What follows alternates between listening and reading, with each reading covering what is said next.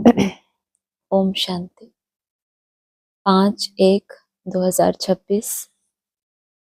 मीठे बच्चे, बाप की श्रीमत से तुम मनुष्य से देवता बनते हो।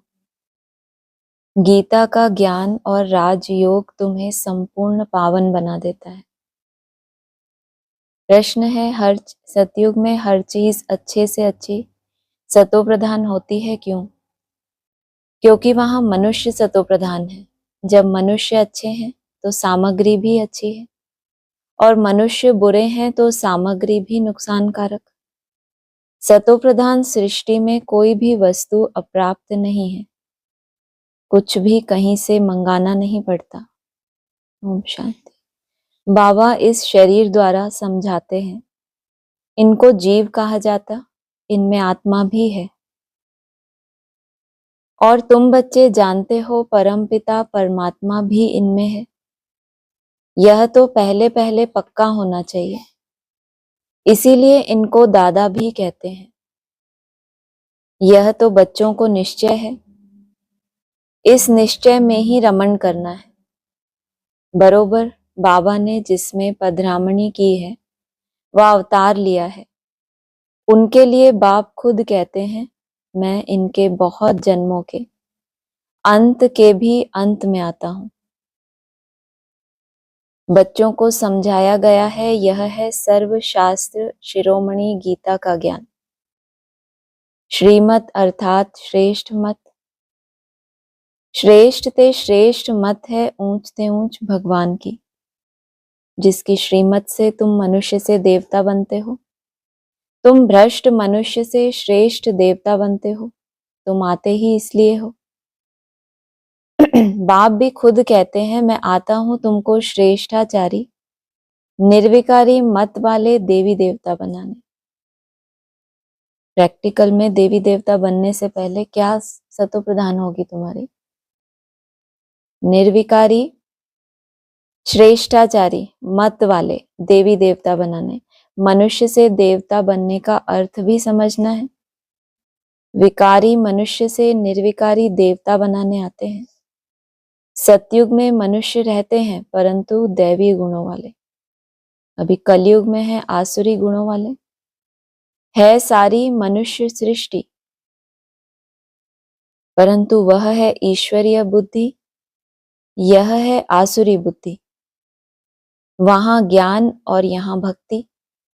ज्ञान और भक्ति अलग अलग है ना। भक्ति की पुस्तक कितनी और ज्ञान की पुस्तक कितनी है?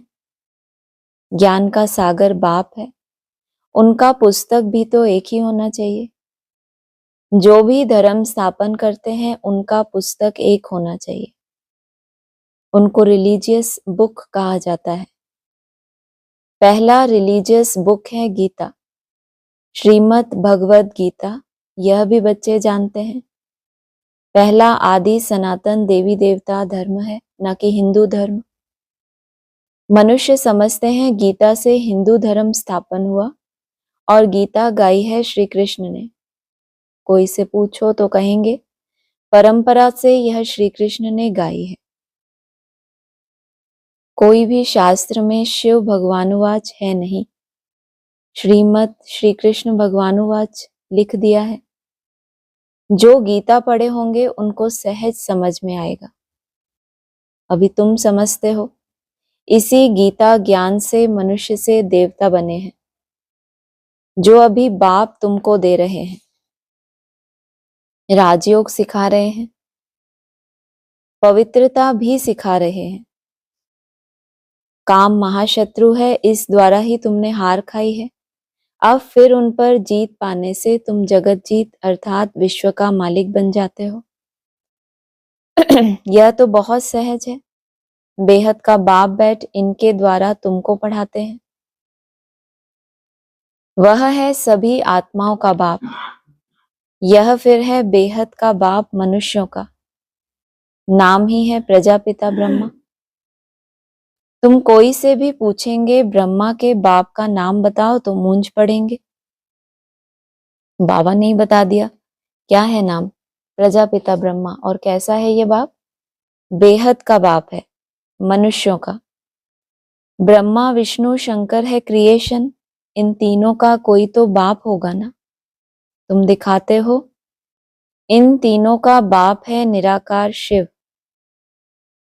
ब्रह्मा विष्णु शंकर को सूक्ष्म वतन के देवताएं दिखलाते हैं, उनके ऊपर है शिव। ब्राह्मणों ने किसका परिचय दिया? ब्रह्मा विष्णु शंकर त्रिमूर्ति का चारों तरफ क्या किया? परिचय दिया। बाबा क्या कह रहे हैं? तुम क्या दिखाते हो? सिर्फ बताते नहीं हो, तुम दिखाते हो कि इन त्रिमूर्ति का बाप है निराकार शिव। बच्चे जानते हैं, शिव बाबा के बच्चे जो भी आत्माएं हैं उनको अपना शरीर तो होगा, वह तो सदैव निराकार परमपिता परमात्मा है। बच्चों को मालूम हुआ है निराकार परमपिता परमात्मा के हम बच्चे हैं। आत्मा शरीर द्वारा बोलती है परमपिता परमात्मा। कितनी सहज बातें हैं। इसको कहा जाता है अलफ बे। पढ़ाते कौन है? गीता का ज्ञान किसने सुनाया? निराकार बाप ने। उन पर कोई ताज आदि है नहीं, वह ज्ञान का सागर बीज रूप चैतन्य है। तुम भी चैतन्य आत्माएं हो ना। सुनाया किसने गीता का ज्ञान? निराकार बाप ने। और मान्यता क्या है? श्रीमत क्या कहते हैं? गीता श्री कृष्ण भगवान वाच। क्यों ऐसा?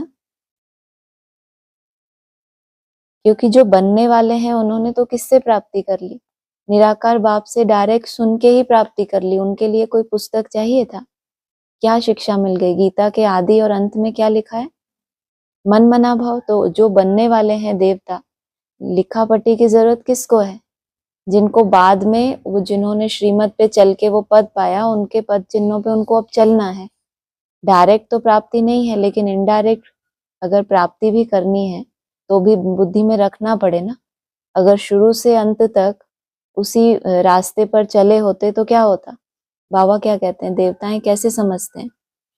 एक इशारा मिलता है उनको। उनको कोई शास्त्र चाहिए क्या कि बाबा बहुत बड़ा पत्र लिखे हमको, अच्छे से विस्तार करे तब हम समझेंगे? उनके लिए क्या चाहिए? एक इशारे से ही वो क्या हो जाते हैं? परिवर्तन हो जाते हैं। तो कहा निराकार बाप ने सुनाई, उन पर कोई ताज आदि है नहीं, वह ज्ञान का सागर बीज रूप चैतन्य है।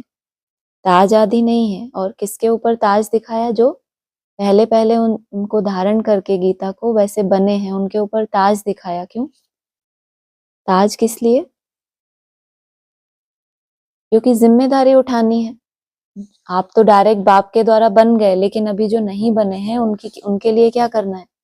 उनकी जिम्मेदारी किसको उठानी है? उनको उठानी है। बाप ने कहा है मैंने तो तुमको पढ़ाना है, बाकी तुमको फिर औरों को भी पढ़ाना है। तो कहा उन पर कोई ताज नहीं, वह ज्ञान का सागर बीज रूप चैतन्य है। तुम भी चैतन्य आत्माएं हो ना। सभी झाड़ों के आदि मध्य अंत को तुम जानते हो। कितने सारे झाड़ होते हैं, कितने कितने धर्म हैं, उतने उतने उनके क्या हैं? झाड़ हैं, बीज भी हैं। बाप क्या है? सत्य चितानंद है, चैतन्य। लेकिन तुम भी क्या हो? चैतन्य आत्माएं हो। तो क्या विशेषता है? तुम सभी झाड़ों के आदि को भी, मध्य को भी और फिर अंत को भी जानते हो। झाड़ों में क्या होगा? अलग अलग। झाड़ को क्या दिखाया? ऊपर से लेके नीचे तक पूरा।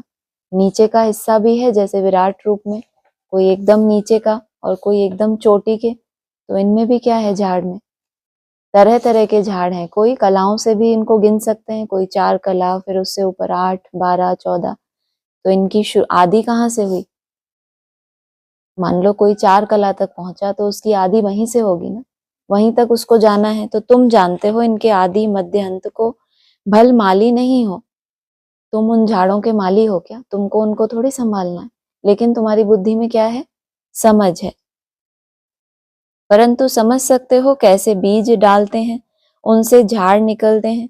वह तो है जड़ झाड़, यह है चैतन्य। तुम्हारी आत्मा में ज्ञान है और कोई की आत्मा में ज्ञान होता ही नहीं। जबकि आत्मा के लिए क्या कहते हैं? उसमें 7 ही गुण होते हैं या कोई गुण नहीं होता? लेकिन क्या बोल रहे हैं? तुम्हारी आत्मा में ये ज्ञान है, बाकी कोई भी आत्मा में ये ज्ञान नहीं है। कौन सा ज्ञान? ये जो जितने भी झाड़ हैं उन सब झाड़ों के आदि मध्य अंत को तुम जानते हो, तभी तो सभी ग्रहों में क्या बता दिया, सबसे बड़ा ग्रह बता दिया, जरूर बाकियों को क्या किया है, कंट्रोल किया है। बाप चैतन्य मनुष्य सृष्टि का बीज रूप है, तो झाड़ भी मनुष्यों का होगा, यह है चैतन्य क्रिएशन। बीज और क्रिएशन में फर्क तो है ना। बाप क्या है, ये जो चैतन्य मनुष्यों की सृष्टि है इसका बीज है, भले गुप्त है, निराकार है, ताज आदि कोई दिखाया नहीं, लेकिन है चैतन्य। तो झाड़ भी मनुष्यों का होगा, जैसा रचयिता होगा उसकी रचना भी कैसी होगी, वैसी ही होगी। यह है चैतन्य क्रिएशन। बीज और क्रिएशन में फर्क तो है ना। आम का बीज डालने से आम निकलता है, फिर झाड़ कितना बड़ा होता है, वैसे मनुष्य के बीज से मनुष्य कितने फर्टाइल होते हैं। माना बीज जितना ज्यादा पावरफुल है उसकी रचना कैसी होगी, उतनी ही ज्यादा पावर उसमें ट्रांसफर होगी। जड़ बीज में कोई ज्ञान नहीं है, यह तो चैतन्य बीज रूप है। जड़ बीज कैसे हैं, ये जो और झाड़ हैं ये सब कैसे बीज हैं, जड़। इनके तो क्या है, ड्रामा में जो समय नूंदा हुआ है उस समय पे आके अपना अपना पार्ट बजाना है, उससे पहले जैसे कठपुतलियों की तरह चलते रहते हैं ड्रामा में। यह तो चैतन्य बीज रूप है, उनमें सारी सृष्टि रूपी झाड़ का ज्ञान है कि कैसे उत्पत्ति, पालना, फिर विनाश होता है। यह बहुत बड़ा झाड़ खलास हो, फिर दूसरा नया झाड़ कैसे खड़ा होता है। बाबा तो कहते हैं पहले स्थापना, फिर क्या बोलो, विनाश, और फिर होती है पालना। लेकिन जिनके लिए विनाश है ही नहीं, जिनको उस विनाश से सुरक्षित कर लिया गया, उनके लिए क्या कहेंगे, उनकी तो पालना ही हो रही है, वो विनाश में पिसे ही नहीं, कहाँ रह गए। वो चक्की पीसते हैं तो बीच वाले कैसे रह जाते हैं, सुरक्षित रह जाते हैं, तो वो तो बच गए, उनके लिए विनाश कहाँ हुआ। उनको फिर क्या करना है, उनको श्रेष्ठ पालना में रह के अपने अवगुणों का करना है विनाश। तो स्थापना, उत्पत्ति, पालना, विनाश कैसे होता है। यह बहुत बड़ा झाड़ खलास हो, फिर दूसरा नया झाड़ कैसे खड़ा होता है। ब्राह्मणों का झाड़ भी कितना बड़ा हो गया, विस्तार को पा जाता है, तब फिर क्या होता है, तामसिकता आती है, फिर क्या होता है उसका विनाश। फिर एडवांस का झाड़ आया, फिर वो झाड़ भी क्या हुआ, बहुत विस्तार को पा गया, उसके बाद क्या, उठो, उसके बाद क्या, फिर नया झाड़, विनाश के बाद फिर क्या बताया। यह बहुत बड़ा झाड़ खलास हो, फिर दूसरा नया झाड़ कैसे खड़ा होता है, यह है गुप्त। सबको पता है ब्राह्मणों की सृष्टि में कलयुग की शूटिंग कब आई, एडवांस ज्ञान में।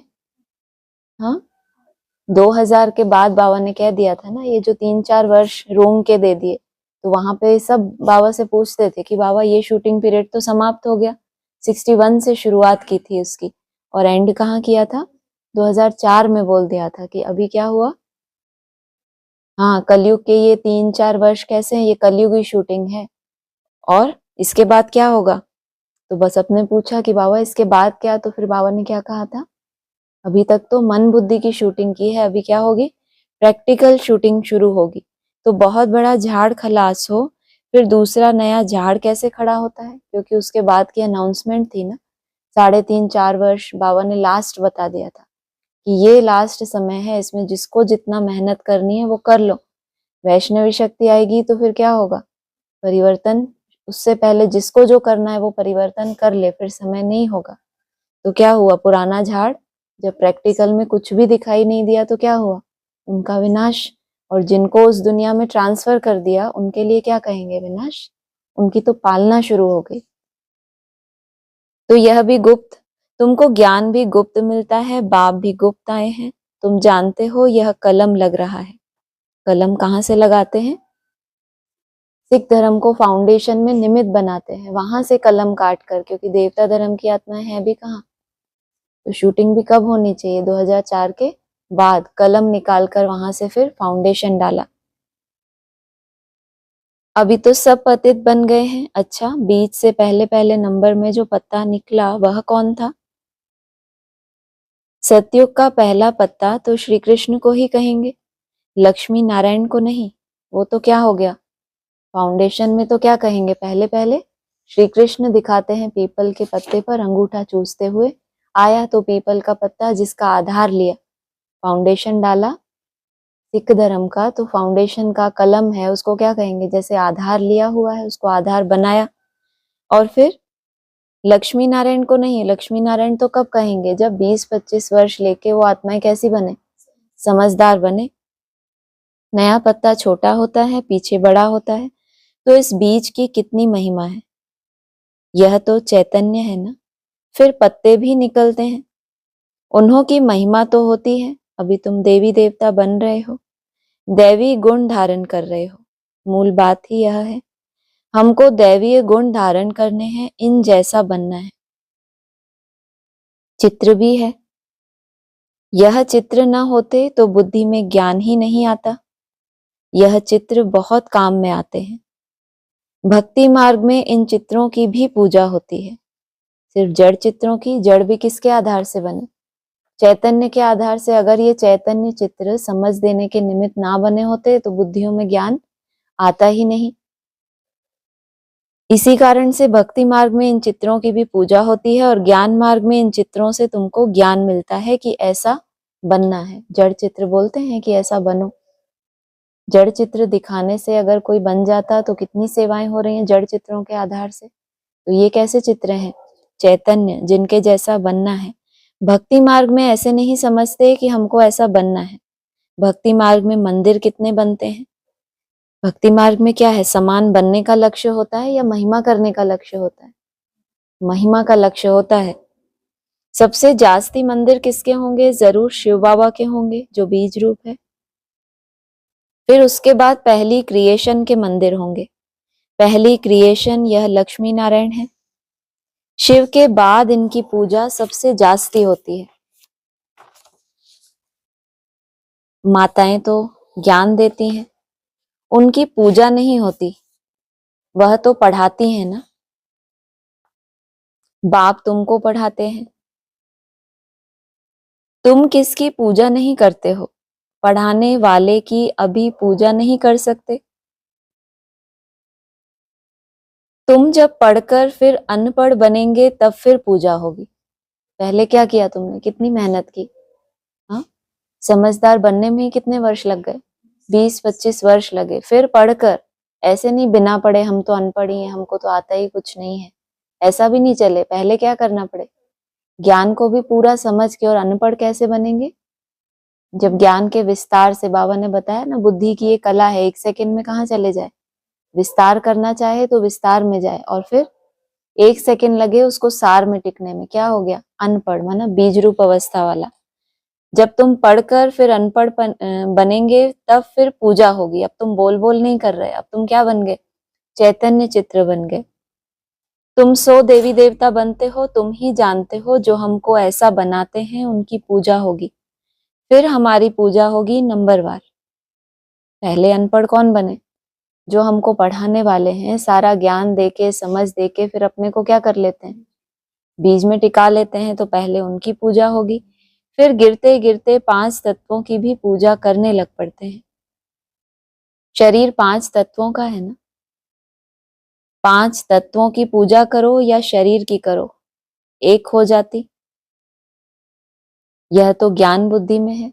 हम क्या समझते हैं, ये जो बाहरी तत्व हैं, जो बाहरी सीढ़ी के चित्र में दिखा है ना, कलयुगी स्तर पे थे तो कहाँ की पूजा कर रहे थे, पेड़ों की, जल की, और ये सब पूजाएं करते थे।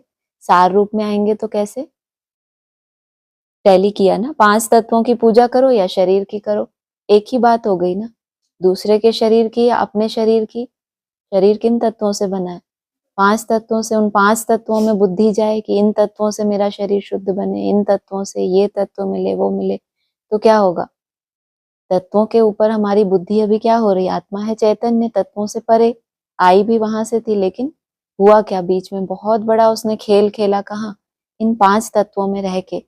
तो फिर जब सीढ़ी ऊपर चढ़ते हैं तो ये तत्व भी क्या करते हैं, अपनी तरफ आकर्षित करते हैं, चाहे अपने शरीर के तत्व हो, प्रभावित तो करते हैं ना। मन बुद्धि एकदम डिटैच हो रही है और शरीर में छोटी मोटी खिटपिट हुई तो कहाँ ले आएगी आपको, वो कहेंगे पहले शरीर को देखो, इसकी संभाल करो, संभाल करना और उसकी चिंता करना। और तो क्या हुआ, इसका मतलब तत्वों से प्रभावित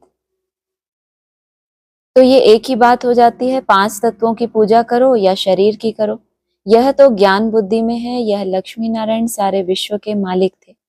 इन देवी देवताओं का राज्य नई सृष्टि पर था, परंतु वह कब था यह नहीं जानते। लाखों वर्ष कह देते हैं। अब लाखों वर्ष की बात तो कभी किसकी बुद्धि में रह न सके। अभी तुमको स्मृति है, हम आज से 5000 वर्ष पहले आदि सनातन देवी देवता धर्म के थे। देवी देवता धर्म वाले फिर और धर्मों में कन्वर्ट हुए हैं। हिंदू धर्म कह नहीं सकते, परंतु पतित होने के कारण अपने को देवी देवता कहना शोभता नहीं। अपवित्र को देवी देवता कह न सके। मनुष्य पवित्र देवियों की पूजा करते हैं तो जरूर खुद अपवित्र हैं, इसलिए पवित्र के आगे माथा झुकाना पड़ता है। भारत में खास कन्याओं को नमन करते हैं, कुमारों को नमन नहीं करते। फीमेल को नमन करते हैं, मेल को नमन क्यों नहीं करते? क्योंकि इस समय ज्ञान भी पहले माताओं को मिलता है। बाप इनमें प्रवेश करते हैं। प्रवेश किसमें किया है? पुरुष तन में। और ज्ञान पहले पहले कौन उठाता है? माताएं। यह भी समझते हो बरोबर, यह ज्ञान की बड़ी नदी है। ज्ञान नदी भी है, फिर पुरुष भी है। यह है सबसे बड़ी नदी। ब्रह्मपुत्रा नदी है सबसे बड़ी, जो कलकत्ता तरफ सागर से जाकर मिलती है। मेला भी वहां लगता है, परंतु उनको यह पता नहीं कि आत्मा और परमात्मा का मेला है। उन्होंने क्या दिखा दिया? नदी और सागर का मेला। वास्तव में क्या हुआ? प्रैक्टिकल में संगम पे कलकत्ता तरफ ही क्या लगता है? बाबा ने नाम दिया गंगा सागर मेला। कहाँ होता है? कलकत्ते में। है वास्तव में किसका मेला? आत्मा का और परमात्मा का मेला है। वह तो पानी की नदी है जिस पर नाम ब्रह्मपुत्रा रखा है। उन्होंने तो ब्रह्म ईश्वर को कहा हुआ है, इसीलिए ब्रह्मपुत्रा को बहुत पावन समझते हैं। बड़ी नदी है तो पवित्र भी वह होगी। पतित पावन वास्तव में गंगा को नहीं, ब्रह्मपुत्रा को कहा जाए। मेला भी इनका लगता है। कंडीशन है, क्या होना है? उठ लो थोड़ी बहुत देर। हाँ, मेला मतलब क्या करना? किससे? कैसे मनाए मिलन मेला? सब नदियां, बाबा ने कहा है वहां सागर, गंगा सागर मेला होता है तो सब नदियां पहले जब सागर से मिलती हैं तो एकदम से नहीं मिलती। पहले क्या होता है? टकराहट होती है, ऊंची ऊंची लहरें उठती हैं। टकराहट होती है, ज्ञान की ही टकराहट होगी। नए तरह का ज्ञान जब मिलेगा तो एकदम से स्वीकार कर लेंगी, संभालेंगी, बुद्धि से सरेंडर हो जाएंगी। तो अपने अपने पास भी तो उनके पास क्या है? अपने तरह का भी तो कोई मंथन है ना। तो पहले क्या होता है? टकराहट, उसके बाद सरेंडर। तो क्या कहेंगे? मेल हो गया। मेला भी इनका लगता है। यह भी सागर और ब्रह्मा नदी का मेला है। ब्रह्मा द्वारा एडॉप्शन कैसे होती है, यह गुह्य बातें समझने की हैं। क्या समझें इसमें? ब्रह्मा द्वारा एडॉप्शन कैसे होती है, यह गुह्य बातें समझने की हैं। समझा कोई एक आध? समझने की है तो समझने वाले भी होने चाहिए ना, नहीं तो टीचर की पढ़ाई एकदम वेस्ट हो जाए। एडॉप्शन कैसे होती है? बस समझ लिया, सब नहीं समझ। एडॉप्शन तो एडॉप्ट करते हैं, कितना सरल जवाब। इसमें गुह्य बात क्या है?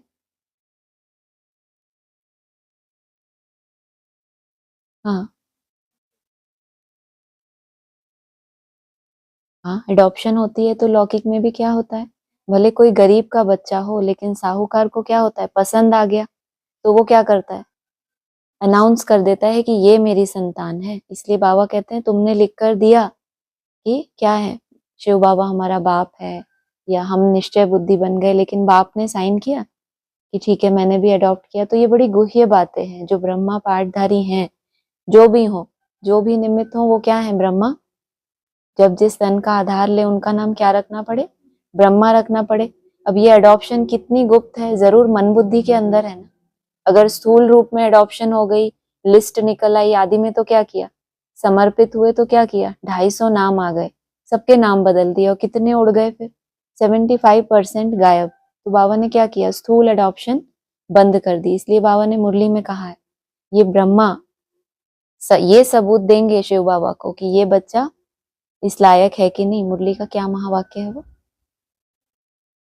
हाँ, इनकी दिल पर चढ़े तो उनकी दिल पर चढ़ेंगे, क्योंकि उनकी दिल भी कौन है, यही है ना। तो तुम इनकी दिल पर चढ़े, ये ही ब्रह्मा ही सर्टिफिकेट देंगे। अब किसको, बाप जब होगा सामने तो माँ ही सर्टिफिकेट देगी कि ये बच्चा इस लायक है कि नहीं, कि आप इसको अपना नाम दो। तो क्या कहा, यह एडॉप्शन ब्रह्मा द्वारा कैसे होती है, यह गुह्य बातें समझने की हैं जो प्रायः लोप हो जाती हैं। यह तो बिल्कुल सहज बात है ना। जिनको अडॉप्ट किया था आदि में भी मन बुद्धि से, वर्षा भी मिला था, उनकी बुद्धि से भी नया जन्म लेंगे तो फिर वो लोप हो जाता है, विस्मृत हो जाते हैं, तो फिर वो नशा गायब हो जाता है कि हम हैं उसकी संतान। भगवानुवाच, मैं तुमको राजयोग सिखलाता हूं, फिर यह दुनिया ही खलास हो जाएगी, शास्त्र आदि कुछ भी नहीं रहेंगे। तुम क्या बन गए राजयोग सीखकर, स्वराज्य अधिकारी बन गए, फिर क्या होगा, सारी दुनिया खलास हो जाएगी, शास्त्र आदि रहेंगे नहीं। राजयोग में भी राजा ही है, और शास्त्र माना भी क्या, शासन करना, और राजयोग माना राजा बनना। अंतर क्या हुआ इसमें, शास्त्रों को खलास कर रहे हैं और राजयोग से तुमको बना रहे हैं राजा। शास्त्र माना शासन ले रहे हैं, शासन कर रहे हैं, अधीन कर रहे हैं, और राजा ही करना माना दिलों के ऊपर राज्य करना और अपने मन बुद्धि के ऊपर कंट्रोल करके रहना। फिर भक्ति मार्ग में यह शास्त्र होते हैं, ज्ञान मार्ग में शास्त्र होते नहीं। मनुष्य समझते हैं यह शास्त्र परंपरा से चले आते हैं, एक गुरु गया तो दूसरा बैठ जाता है, फिर वो सबको अपने अधीन चलाएगा। तो ये भक्ति मार्ग में चला आता है। ज्ञान मार्ग में क्या होता है, सब आत्मा आत्मा, भाई भाई, तो किसी के ऊपर शासन नहीं होता। कल्प की आयु ही लाखों वर्ष कह दी है, इसलिए परंपरा कह देते हैं। इनको कहा जाता है अज्ञान अंधियारा। अभी तुम बच्चों को यह बेहद की पढ़ाई मिलती है, जिससे तुम आदि मध्य अंत का राज समझा सकते हो। तुमको इन देवी देवताओं की हिस्ट्री, ज्योग्राफी का पूरा पता है। सबसे ज्यादा वैल्यूबल हिस्ट्री बाबा ने बताया सतयुग की, जो एकदम ही क्या है, किसी को पता ही नहीं है। वैसे तो कह दिया वहां की कोई हिस्ट्री ही होती नहीं, ताकि कोई ज्यादा प्रश्न पूछते थे, बाबा वहां ऐसे होगा वो होगा। बाबा ने कहा वहां की क्या तुम तारीख लिखोगे, वहां कोई दुख है क्या। लेकिन ये भी बता दिया सबसे वैल्यूबल है, जब जो बात बताने का समय आएगा तभी बताएंगे। तो तुमको देवी देवताओं की हिस्ट्री, ज्योग्राफी का पूरा पता है। यह पवित्र प्रवृत्ति मार्ग वाले पूज्य थे, अभी पुजारी पतित बने हैं। सतयुग में है पवित्र प्रवृत्ति मार्ग, यहाँ कलयुग में अपवित्र प्रवृत्ति मार्ग है। फिर बाद में निवृत्ति मार्ग होता है, वह भी ड्रामा में है। उसको संन्यास धर्म कहा जाता है। क्यों जरूरत पड़ी निवृत्ति की, पहले जब पवित्र प्रवृत्ति मार्ग था तो भारत गिर गया क्या, परिभाषा बदल गई ना। प्रवृत्ति अर्थात श्रेष्ठ वृत्ति बनी रहे। कल भी बात की थी, श्रेष्ठ वृत्ति होगी तो एक दो में फंसेगी या भगवान की तरफ जाएगी। तो जिन दो की बुद्धि एक समान भगवान की तरफ है, एक जैसी निराकारी स्टेज है, तो उनको आपस में क्या कह दिया बाप ने, ये प्रवृत्ति मार्ग है।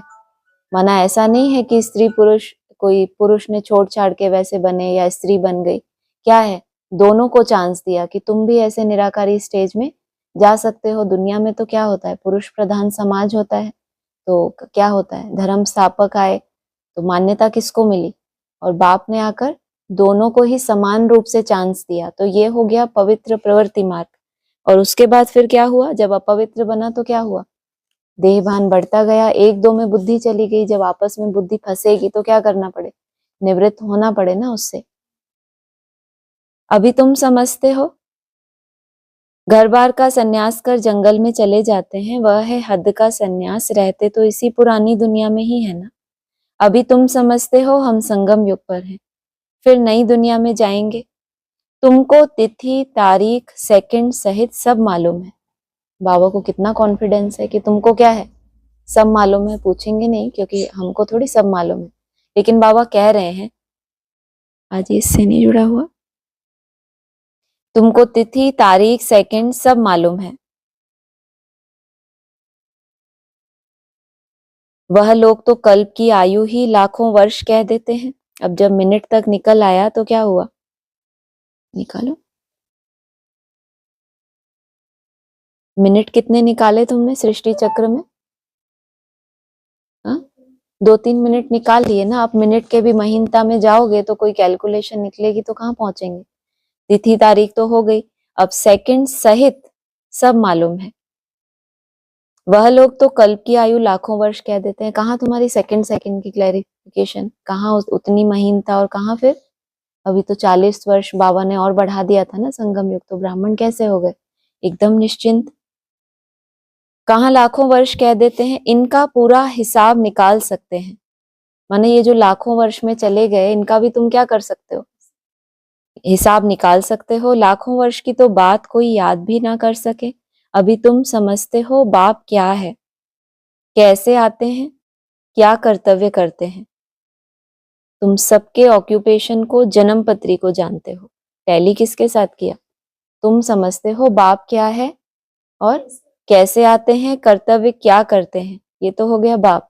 और फिर सबके ऑक्यूपेशन को प्लस जन्म पत्री को जानते हो। अब समय का पता चल गया, तो इस समय में कब किसको आना है, किस झाड़ को कब आना है, सबकी जन्म पत्री का तुमको पता है। बाकी झाड़ के पत्ते तो ढेर होते हैं, वह गिनती थोड़े ही कर सकते हैं। यह इस बेहद सृष्टि रूपी झाड़ के कितने पत्ते हैं? 5000 वर्ष में इतने करोड़ हैं, तो लाखों वर्ष में कितने अनगिनत मनुष्य हो जाएं। भक्ति मार्ग में दिखाते हैं, लिखा हुआ है सतयुग इतने वर्ष का, द्वापर त्रेता इतने वर्ष का है, द्वापर इतने वर्ष का। तो बाप बैठ तुम बच्चों को यह सब राज समझाते हैं। कल ही क्या बता दिया था, चारों युगों की आयु समान बता दी थी, लेकिन शास्त्रों में कहीं पर यह भी है, आम का बीज देखने से आम का झाड़ सामने आएगा ना। अभी मनुष्य सृष्टि का बीज रूप तुम्हारे सामने है। तुमको बैठ झाड़ का राज समझाते हैं, क्योंकि चैतन्य है। बताते हैं हमारा यह उल्टा झाड़ है। तुम समझा सकते हो जो भी इस दुनिया में है, जड़ या चैतन्य, हूबहू रिपीट करेंगे। अभी कितना वृद्धि को पाते रहते हैं, सतयुग में इतना हो नहीं सकता। कहते हैं फलानी चीज ऑस्ट्रेलिया से, जापान से आई। सतयुग में ऑस्ट्रेलिया, जापान आदि थोड़े ही थे। ड्रामा अनुसार वहां की चीज यहाँ आती है। पहले अमेरिका से गेहूं आदि आते थे। सतयुग में कहाँ से आएंगे थोड़ी, वहां तो है ही एक धर्म। सब चीजें भरपूर रहती हैं, यहाँ धर्म वृद्धि को पाते रहते हैं, तो उनके साथ सब चीजें कम होती जाती हैं। सतयुग में कहाँ से मंगाते नहीं हैं। अभी तो देखो कहाँ कहाँ से मंगाते हैं। मनुष्य पीछे वृद्धि को पाते गए हैं। सतयुग में तो अप्राप्त कोई वस्तु होती नहीं, वहां की हर चीज सतो प्रधान बहुत अच्छी होती है। मनुष्य ही सतो प्रधान है। मनुष्य अच्छे हैं तो सामग्री भी अच्छी है, मनुष्य बुरे हैं तो सामग्री भी नुकसानकारक है। साइंस की मुख्य चीज है एटॉमिक बॉम्ब्स। कितना खर्चा किया है बॉम्ब्स के निर्माण में, और कितनी महीन बुद्धि लगती है। लेकिन मनुष्य तामसी हैं, तो जो बनाया है वो भी कैसा है, तामसी, जिससे इतना सारा विनाश होता है। कैसे बनाते होंगे? बनाने वाली आत्मा में पहले से ही ड्रामा अनुसार ज्ञान होगा। जब समय आता है तब उनमें वह ज्ञान आता है। जिस आत्मा में ये हमेशा के लिए है, कोई अव्यक्त आत्मा, जब वो प्रवेश करे तो जिसके द्वारा बनाया उसमें वो ज्ञान इमर्ज हो जाता है। जिसमें सेंस होगी वही काम करेंगे और दूसरे को सिखाएंगे। कल्प कल्प जो पार्ट बजाया है वही बजता रहता है। अभी तुम कितने नॉलेजफुल बनते हो, इनसे जास्ती नॉलेज होती नहीं। तुम इस नॉलेज से देवता बन जाते हो। इससे ऊंच कोई नॉलेज है नहीं, वह है माया की नॉलेज, जिससे विनाश होता है। वह लोग मून में जाते हैं, खोजते हैं। तुम्हारे लिए कोई नई बात नहीं है क्या? क्यों ऐसा? तुम्हारे लिए, तुम जाते रहते हो क्या मून पर? हाँ, कोई बहुत बड़ा आदमी हो, विदेशों में ट्रैवल करता ही रहता है, अब कोई पहली बार जाए तो कहेंगे हमारे लिए कोई बड़ी बात नहीं, हम तो क्या है, हम तो जाते ही रहते हैं। तो वो लोग मून के ऊपर जाने के लिए, वहां दुनिया बसाने के लिए कितनी कोशिश करते हैं। और बाबा ने क्या कह दिया, तुम्हारे लिए कोई नई बात नहीं, और तुम्हें सुन के ही नई बात लग रही है, ये बात भी तुम्हें नई लग रही है कि अच्छा ये नई बात नहीं है, बल्कि आपको कैसी लग रही है, नई बात लग रही है, लग रहा है हाँ कॉमन बात है। यह सब माया का पॉम्प है, बहुत शो करते हैं, अति डीपनेस में जाते हैं, तुमको कॉपी करते हैं ना, तो क्या करते हैं, डेप्थ में जाते हैं, बहुत बुद्धि को लड़ाते हैं, कुछ कमाल कर दिखाएं। बहुत कमाल करने से फिर नुकसान हो जाता है। है बुद्धि में माया की नॉलेज, कॉपी किसको कर रहे हैं, जो अति की डीपनेस में गए, उस डेप्थ में जाके उन्होंने कुछ ऐसा पाया जिसकी रिजल्ट सामने आ गई। अब इनके पास तो माया की नॉलेज, लेकिन बुद्धि कैसी है, तेज है, तो वो भी क्या कोशिश करते हैं कि हम भी इस इन्वेंशन से कुछ कमाल करके दिखाएं। बहुत कमाल करने से फिर नुकसान हो जाता है। क्या क्या बनाते रहते हैं, बनाने वाले जानते हैं इनसे यह विनाश होगा। अच्छा मीठे मीठे सिक्के लदे बच्चों प्रति माता पिता बाप दादा का याद प्यार, गुड मॉर्निंग। रूहानी बाप की रूहानी बच्चों को नमस्ते, रूहानी बच्चों की रूहानी बाप दादा को नमस्ते। धारणा के लिए सार है, गुप्त ज्ञान का सिमरन कर हर्षित रहना है। देवताओं के चित्रों को सामने देखते उन्हें नमन वंदन करने के बजाय उन जैसा बनने के लिए दैवी गुण धारण करने हैं। सृष्टि के बीज रूप बाप और उनकी चैतन्य क्रिएशन को समझ नॉलेजफुल बनना है। इस नॉलेज से बढ़कर और कोई नॉलेज नहीं हो सकती, इसी नशे में रहना है। मना नॉलेज के ऊपर भी जब और ढूंढते रहते हैं, अभी इसका और कुछ नया होगा, तो भी क्या हो जाता है, बुद्धि विस्तार में जाते जाते समाप्ति हो जाती है। वरदान है, एक बाप दूसरा न कोई, इस पाठ की स्मृति से एक रस स्थिति बनाने वाली श्रेष्ठ आत्मा भव।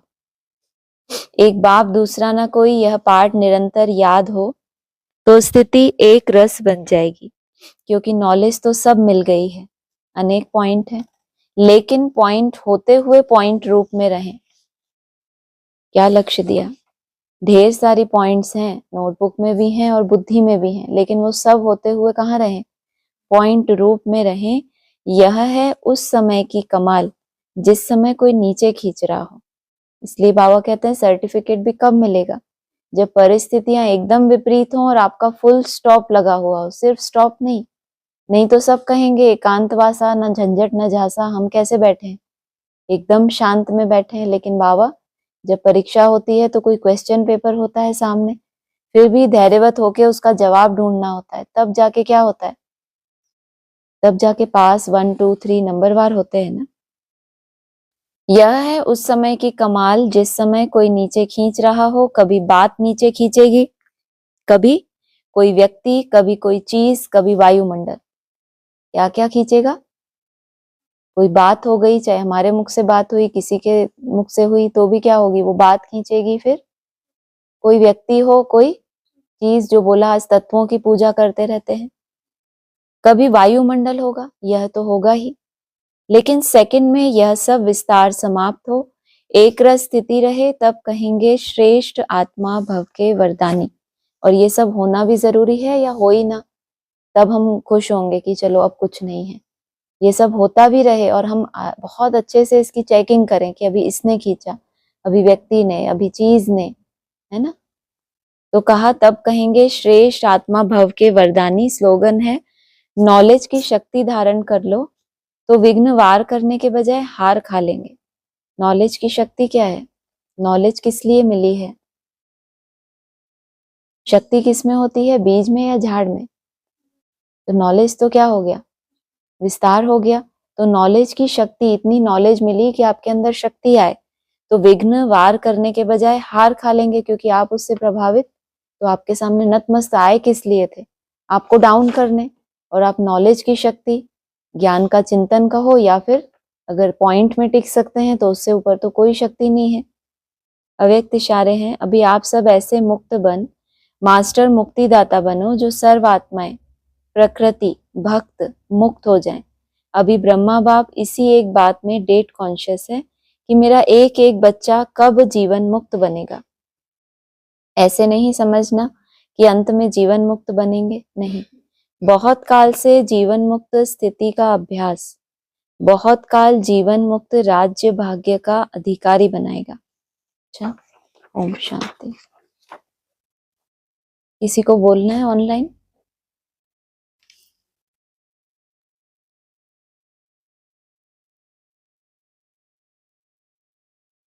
हाँ जी, बोल रहे हैं आप? अनम्यूट हुआ था अभी। हेलो। हाँ जी, ओम ओम शांति। शांति। जैसे आज बोला ना कि सबसे श्रेष्ठ शिरोमणि है गीता। हाँ जी, तो गीता का भगवान शिव शंकर भोलानाथ बाबा ने बार बार मुरली में जैसे बोला है। हाँ जी। तो इस समय गीता किसको कहेंगे और कृष्ण बच्चा किसको कहेंगे? किसको कहने के लिए बाबा ने मुरली में श्रीमत ही दी नहीं है। बाबा ही कभी नहीं बताते, लेकिन ये बोला है प्रैक्टिकल हो। पहले नाम दिया, प्रैक्टिकल नहीं हुआ तो बाबा ने नाम रखना बंद कर दिया। अभी प्रैक्टिकल मूर्ति सामने होगी उसके बाद सब मान्यता देंगे, दिल से मान्यता देंगे। यहाँ पर लिख कर देने की बात नहीं है कि इनको बोल दिया तो अब सबको मानना ही है। नई दुनिया में तो कितनी बार आ गया ये क्लासेस में कि ये वाला कॉन्सेप्ट है ही नहीं। बाकी ये कहेंगे जो आज मुरली में आया, कृष्ण का जन्म कैसे होता है, ये तो बाबा ने पूरी तिथि तारीख मुरलियों में पहले से ही बता दी है कि जब पुरानी दुनिया खलास हो, नई सृष्टि की जब शुरुआत होती है, आज भी जैसे आया, पुराना झाड़ बड़ा हो जाता है, वो खलास होकर कैसे नया झाड़ गुप्त रूप में स्थापन होता है। और उस झाड़ में पहले पहले है श्री कृष्ण, बीज रूप बाप तो है ही। तो बाप के 30-33 वर्ष का टाइम जब पूरा होता है 2002 में, तो वो जो रुंग वर्ष था 2003-2004, उसके बाद बाबा ने कहा था अभी प्रैक्टिकल शूटिंग शुरू हो गई, बाप ने नई दुनिया की सौगात दे दी। तो ये मन बुद्धि की बात है। तभी तो मुरली में आया कि कैसे सैंपलिंग लगा, कैसे कलम लगा, वो एकदम गुप्त बात है, क्योंकि मन बुद्धि की बात है। और अब उसको तब भी प्रैक्टिकल हुआ था, लेकिन गर्भ के अंदर था। अभी धीरे धीरे जब गर्भ से बाहर आएगी वो आत्मा, तो हर एक अपने अपने चलन से, चेहरे से स्वयं को प्रत्यक्ष करेंगे। गीता कहेंगे मन बुद्धि में जो ज्ञान है वो तो हो गया बेहद, लेकिन चैतन्य रूप में भी कोई आत्मा होनी चाहिए। सबकी बुद्धि में भले हट जाए, जैसे बोला जो दूसरे दूसरे हैं, बाइबल है, कुरान है, उनके तो नाम ही देखो कैसे है। और गीता है, बाबा ने कहा गीत है ज्ञान का। जिस गीता की बाप महिमा करते हैं, महिमा किस आधार से करते हैं? कन्याओं माताओं की महिमा, सबसे बड़ी महिमा कौन सी है? उनका सतीत्व, उनकी प्योरिटी। इसी आधार से हिस्ट्री में भी महिमा होती है, शास्त्रों में भी महिमा होती है, और बाप भी आकर महिमा करते हैं। तो गीता की बुद्धि में जो शिव शंकर भोलानाथ, वही मेरा सब कुछ है, वो छाप कभी निकलती ही नहीं। चाहे बाप व्यक्त हो चाहे अव्यक्त हो, ये तो आत्मा का नाता है ना।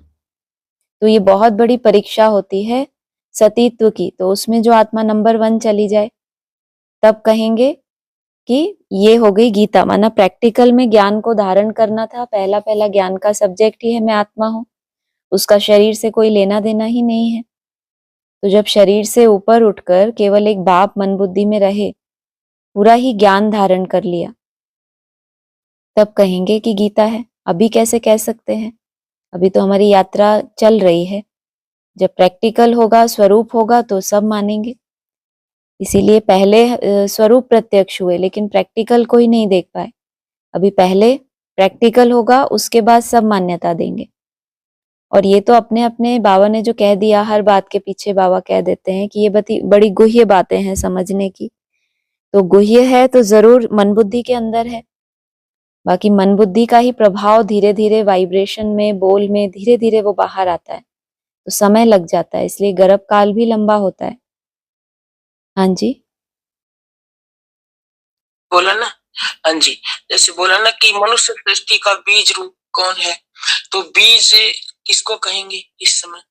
बीज रूप तो बाप ही है। आज भी तो आया मुरली में कि बीज है चैतन्य, तभी तो उसकी जो क्रिएशन है वो भी चैतन्य है। बीज ने तो अपना काम किया। बीज तो जब धरनी में डाला जाता है, जब वो अपने अस्तित्व को समाप्त कर देता है, तब वो झाड़ परिपक्व होता है या उस फलीभूत होता है, वो विस्तार को पाता है। तो बीज तो राम बाप को ही कहेंगे, जिसने नई दुनिया की सौगात तुम बच्चों को मन बुद्धि में दे दी। अब तुम बच्चे हो प्रैक्टिकल। बीज कभी भी दिखाई नहीं देता है, जो ऊपर है तना है वो प्रैक्टिकल में दिखाई देता है। तो नई दुनिया ये तो हो गई प्रैक्टिकल। पहले पहले देवता धर्म और भी निकलते हैं, लेकिन मुख्य है देवता धर्म, तो वो तना के रूप में दिखाया है। हाँ जी, जैसे त्रिमूर्ति के चित्र में ये भी तो लिखा हुआ है ना कि मैं हूँ इस मनुष्य सृष्टि का बीज रूप। बिल्कुल, वो हो तो गया मैं हूँ, ये कौन एवर बोला? लास्टिंग। वो है एवर लास्टिंग। इस पूरी ही सृष्टि का जब ब्रह्मा विष्णु शंकर इनको भी अपना परिचय नहीं है, इनको भी अपना परिचय देने के लिए मैं आता हूँ, वो तो फिर पूरी बात ही अव्यक्त ज्योतिर्लिंगम के ऊपर जाएगी कि एक्चुअल बीज वो है, लेकिन साकार में उसने जिस आत्मा को निमित्त बनाया उसको हम प्रैक्टिकल में कह सकते हैं। बाकी सारी सृष्टि का बीज तो वही है जिसके अंदर पूरे ही बीज का झाड़ का ज्ञान समाया हुआ है। बाकी ये जो 3 मूर्तियां हैं इनके द्वारा तो वो प्रैक्टिकल में कर्तव्य करते हैं। हाँ जी। जैसे सागर में पीपल के पत्ते पर श्री कृष्ण आया, तो पीपल का पत्ता इसमें किसको कहें और फिर कृष्ण आया उसके ऊपर? बिल्कुल, आधार लिया, जैसे आज बताया, सैंपलिंग लगता है, कलम लगता है। मन बुद्धि में तो ज्ञान आ गया, लेकिन बीज को भी आधार तो चाहिए। तो सिख धर्म को फाउंडेशन बनाते हैं। तो सिख धर्म की कोई आत्मा है, निमित्त बनती है। बाबा ने कहा है पीपल का पत्ता है। पीपल शब्द का अर्थ ही बताया कि पल पल पीता रहे जो, मना हर सेकंड मेहनत करते रहना। जो ये हमको अमृत की बूंदे हैं, अमृत की जो परिभाषा पता चली, उसको पीते रहना, पल पल पीते रहना। तो कितना भी हिलने डुलने वाला पत्ता हो, आखिरीन क्या होगा? इतनी श्रेष्ठ आत्मा है और वो भी आत्मिक स्मृति का अंगूठा चूसते हुए विराजमान है। तो जिस आत्मा का आधार लिया उसको कहते हैं पीपल का पत्ता। हाँ जी। तो इसमें श्री कृष्ण किसको कहें पीपल के पत्ते पर? जो आत्मा की मन बुद्धि में बाबा ने नई दुनिया की सौगात दी पहले पहले। तो जैसे रचयिता बाप प्रैक्टिकल में होकर गए, तो रचना को भी तो प्रैक्टिकल में ही वर्षा दिया होगा ना। जब ये बोला तुम बच्चों को, तो एक की बात नहीं है बल्कि 2 की बात है। राम और कृष्ण ये दोनों आत्माओं को मिलता है वो वर्षा, लेकिन उसमें से एक नंबर 1 है, एक उसके बाद है। तो पहले पहले जो है स्वदर्शन चक्र दिखाया है, तो बुद्धि इतनी तीखी है कि बाप के दिए हुए इशारे को कैच कर सके। तो ये तो इशारों की भाषा है जो देव कोटि की आत्माएं ही समझते हैं, उनको विस्तार नहीं चाहिए, इशारा ही काफी है। बाकी जो बीज रूप अवस्था में टिकते हैं, उसका जो मंथन होता है, फिर बाप से कहीं ना कहीं वो बाप की मुरली से टैली हो जाता है। तो इस तरह से चलता रहता है बाप और बच्चों के बीच का जो संवाद है। स्थूल की तो बात ही नहीं है उतना। तो सिख धर्म की आत्मा तो जैसे कृष्ण बच्चे के रूप में है ना? नहीं, सिख धर्म की आत्मा कहेंगे जिसको आधार बनाया। बाबा ने जगदम्बा को बताया है एडवांस में, वो तो आधार हो गई, वो तो आधार बनती है, वो फीमेल हो गई। और कृष्ण बच्चा तो फर्स्ट क्लास बच्चा है। हाँ जी। जी जी। और किसी को बोलना है? हाँ जी। हाँ, ओम शांति। हाँ जी। जो आज आया एक गंगा सागर मेला जो हुआ कलकत्ता में, और वो जो यादगार है कि नाम रख दिया गंगा सागर मेला, तो वो जो बोलते आत्मा और परमात्मा का मिलन हुआ, तो वो बात बेहद की हो गई कि वो मिलन जो है वो सागर और उसकी नहीं है, मतलब ना, आत्मा और परमात्मा का मिलन की बात है। तो वो बेहद की बात हो गई। लेकिन वो जो कलकत्ता की बात हुई कि कलकत्ता में हुआ, और वो नाम भी तो पढ़ा ना कि कलकत्ता में हुआ, तो वो एक्चुअली में हद में हुआ, ऐसा है। वो हद में मतलब तो ये कहा ना कलकत्ता में हुआ। हाँ, गंगा सागर में। तो प्रैक्टिकल में भी तो वही हुआ होगा ना, स्थान भी वही होना चाहिए। 18 का बाबा ने बोला था, तो समय भी वही होना चाहिए। आत्मा और परमात्मा का वो जो जिसकी इंतजार थी, जो बाबा ने पूरा कितने महीनों मुरली चलाई उस टॉपिक के ऊपर कि वो जो निराकार, वो जो ऊपर दिखाया है, तो उसका अवतरण किसी एक मन बुद्धि में पहले पहले होगा, तो कहेंगे आत्मा और परमात्मा का मेला हुआ।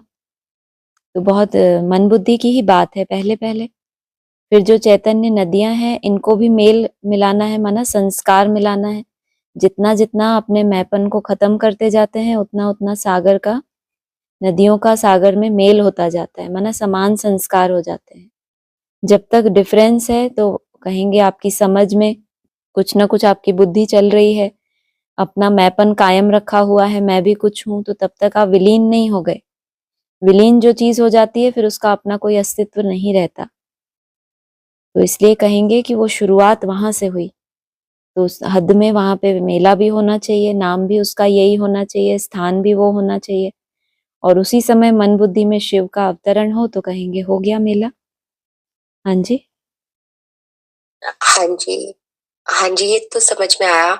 लेकिन एक और चीज है कि जो बोला ना आपने कि पहले पहले किसी का मिलन हुआ है ना बिल्कुल 18 में, बिल्कुल। तो ऐसे बाबा जब 69 में आए तो 5 दिसंबर को क्या हुआ? 5 दिसंबर को तो वो तो बाबा ने बस इतना बताया कि जो 6 दिन का जो कोर्स हुआ था उस समय निराकारी स्टेज का अनुभव हुआ। तब बाबा ने ये कहा था कि 2-3 मिनट के लिए भी अगर कोई निराकारी स्टेज में टिके तो वो फिर आगे चल के घंटों में भी ट्रांसफर हो सकता है। उस समय मुरलियों में ऐसा आता था कि उस समय पहली पहली बार वो निराकारी स्टेज का जो अनुभव हुआ बाप को, तो वो भी एक तरह से सबके अपने अपने कुछ अनुभव होते हैं, कुछ खास डेट्स पर होते हैं, तो वो डेट हमारे लिए यादगार बन जाती है कि उस डेट पर ये ऐसा ऐसा हुआ था। तो कहेंगे बाप के लिए वो घटना उस समय पर हुई होगी, तो इसीलिए बाबा ने कहा वो पहला पहला निराकारी स्टेज का अनुभव 6 रोज के अंदर हुआ था। तो फिर 6 साल में तो उसका कितना जलवा सामने आ गया। फिर ऐसे आगे बढ़ते बढ़ते लास्ट में फिर उसी अवस्था में अव्यक्त रूप धारण किया। हाँ जी। हाँ जी, ठीक है। और बाबा से सुना कि जो नई दुनिया की सौगात जैसे बात आती है ना कि 2004 में बाबा ने बोला ना नई सौगात, नई दुनिया की सौगात तुम बच्चों को दी है, तो उस वक्त पर बाबा ने कहा कि फाउंडेशन पड़ा था। बिल्कुल लेकिन नई दुनिया तो तब होगी जब विजयमाला की हेड आएगी। बिल्कुल। तो इसका मतलब फाउंडेशन तो मन बुद्धि में ही पड़ेगा ना। पहले पहले किसी की मन बुद्धि में वो फाउंडेशन पड़ा, राम कृष्ण के लिए बोला, लेकिन धरनी भी तो चाहिए ना साथ में। तो विजयमाला के भी बीज हैं रुद्रमाला में, ये बाबा ने मुरलियों में क्लियर किया है कि विजयमाला में के भी जो बीज हैं वो भी रुद्रमाला में है। तो फाउंडेशन तो मन बुद्धि में पड़ गया राम और कृष्ण के, लेकिन फिर उनकी सहयोगी शक्तियां भी चाहिए। तब कहेंगे कि अब प्रैक्टिकल की शुरुआत हुई, लेकिन वो भी फाउंडेशन ही है, क्योंकि अभी सिर्फ मन बुद्धि तक वो बात आई है, प्रैक्टिकल जीवन वैसा नहीं बन गया है। तो कहेंगे फाउंडेशन तब हो जब वो विजयमाला में पिरोने योग्य बन जाए आत्माएं। बाबा ने तो इमर्ज किया, बाबा तो त्रिकालदर्शी है, लेकिन वो आत्माओं का अपना नशा कब चढ़ेगा? जब वो अपना घोटेंगे, वैसा पुरुषार्थ करेंगे, दिव्य गुण जीवन में आएंगे, तब जाकर वो विजयमाला में पिरोने योग्य बनेंगे। तो वो होगा प्रैक्टिकल। उस समय था फाउंडेशन, लेकिन अभी कहेंगे प्रैक्टिकल। हाँ जी। ठीक है। हाँ जी। हाँ जी। और किसी को कुछ बोलना है?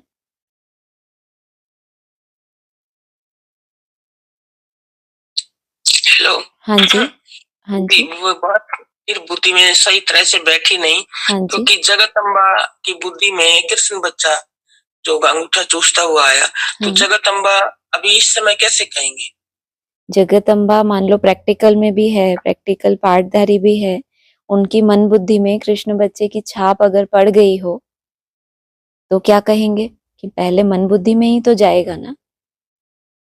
मना बाप के लिए कहा कि वो तो वहां पर तो सीन ऐसी दिखा दी, महाकाली का पार्ट बजाया, क्योंकि सबका विनाश करना था, क्योंकि महाकाल और महाकाली का तो विनाश का पार्ट है।